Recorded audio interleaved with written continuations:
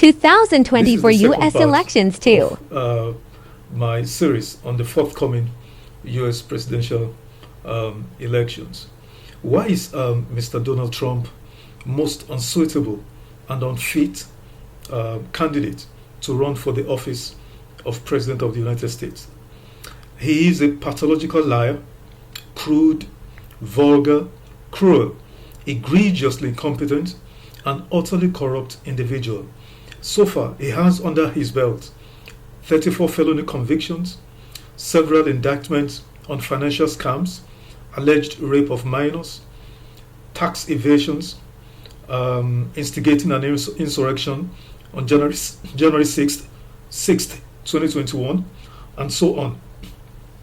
As President Biden said, Mr. Trump has the morality of an alley cat. You know, it used to matter the character and integrity of aspirants, let alone candidates for any political office in America.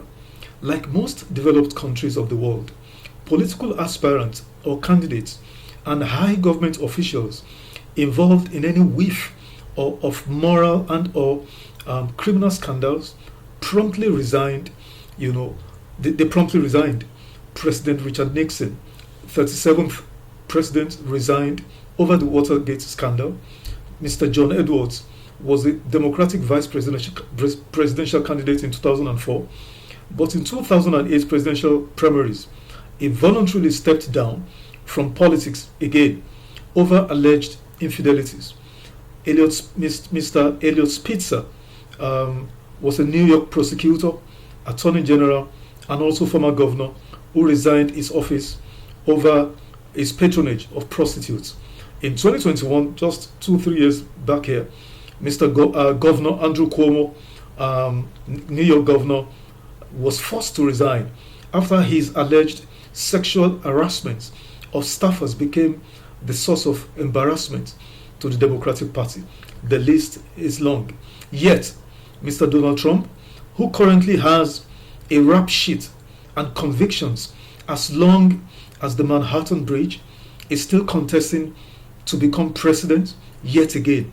And he is being enabled by spineless, morally conflicted, and unprincipled Republican Party.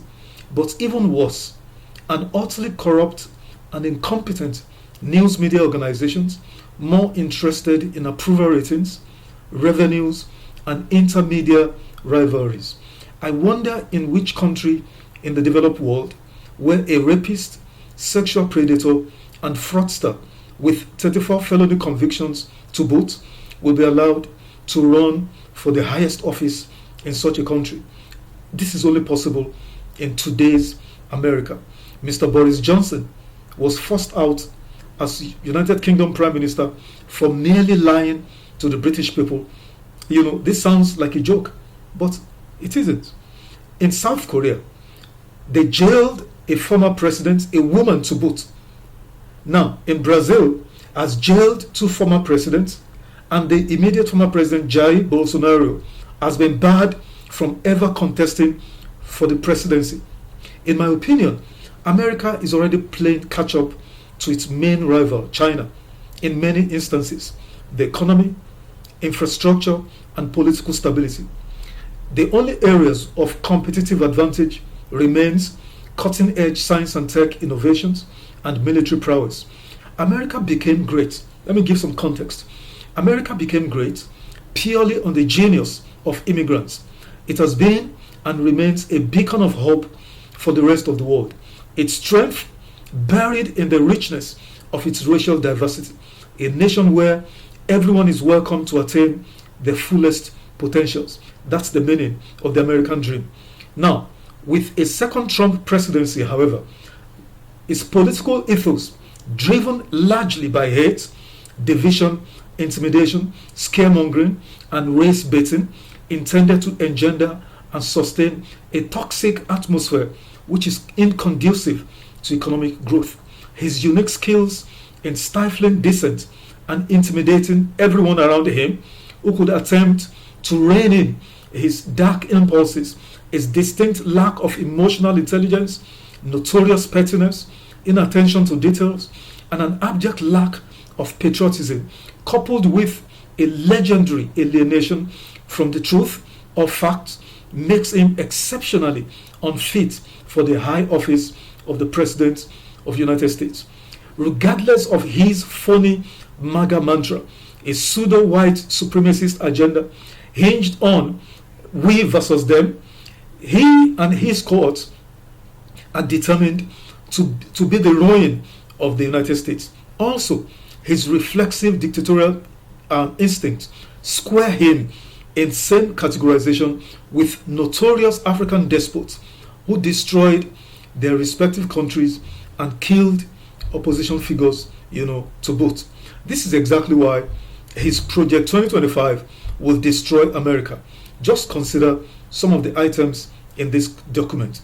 They hack right back to Nazi Hitler playbook, mass deportations, eliminating education and homeland security departments, scrapping the Affordable Care Act, otherwise called Obamacare, forbidding abortion rights for women, even in cases of incest or rape, defunding Medicare and Medicaid, reversal of the student loans, over 135 billion student loans forgiven by President Biden, and of course, I can't forget his desire to gift his billionaire sponsors huge tax breaks while increasing ordinary workers' taxes. I could go on.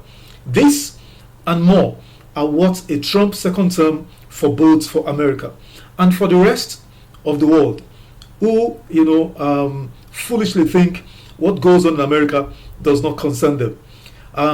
We may as well kiss Ukraine and Taiwan's sovereignties by, as Vladimir Putin and Mr. Xi Jinping are allowed to fulfill their dark ambitions in annexing those two independent countries. So, in the third installment, I shall examine President Biden's withdrawal from the race, which happened just about a week ago, and the prospects of Vice President Kamala Harris, in the forthcoming election. Stay tuned. It's going to be interesting. Thank you.